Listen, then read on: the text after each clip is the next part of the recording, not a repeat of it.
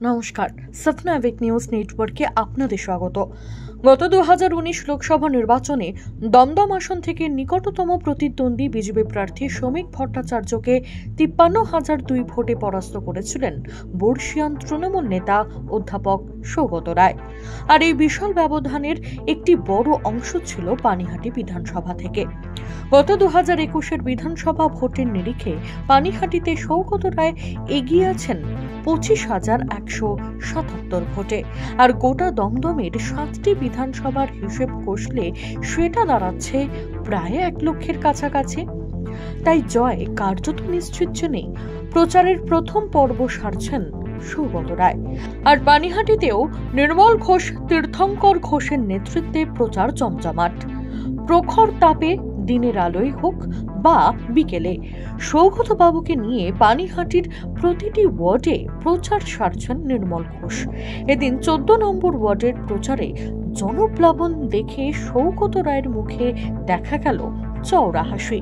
স্থানীয় পৌরপিতা, পৌর প্রধান পরিষদ সদস্য তীর্থঙ্কর ঘোষের ব্যবস্থাপনায় এদিনের প্রচারে ছিল আলাদা উত্তাপ, আলাদা উষ্ণতা, যেটা ছুঁয়ে গেল সৌগত রায়কে।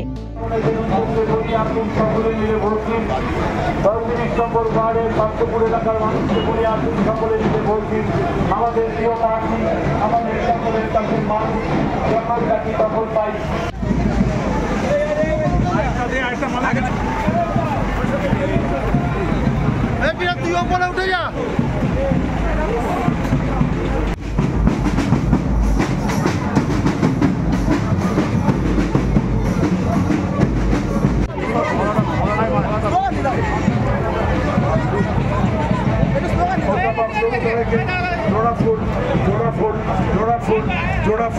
মায়ের আমার সিপিএম এবং বিজেপি উৎসাহ এবং প্রচারে আছে।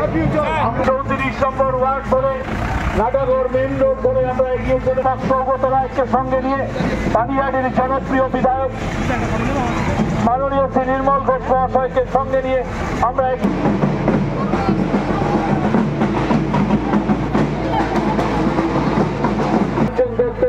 সভাপতি রয়েছেন আপনাদের উপপৌর প্রধান সৌগত রায়কে।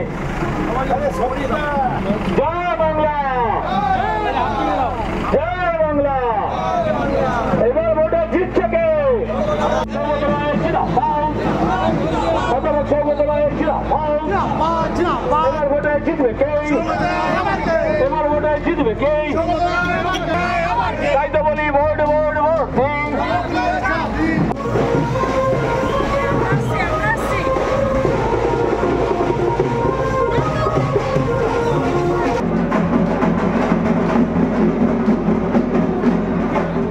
এখন দেখার এই সমর্থন, ভালোবাসা, উচ্ছ্বাস কতটা প্রতিফলিত হয় ভোট বাক্সে।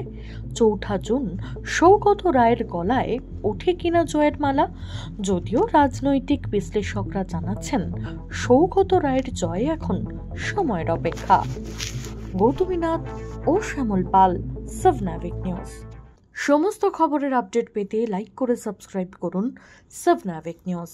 সেই সঙ্গে বেল বাটন প্রেস করতে ভুলবেন না। আপনাদের একটা সাবস্ক্রিপশন আমাদের জন্য অত্যন্ত মূল্যবান। জয় হিন্দ।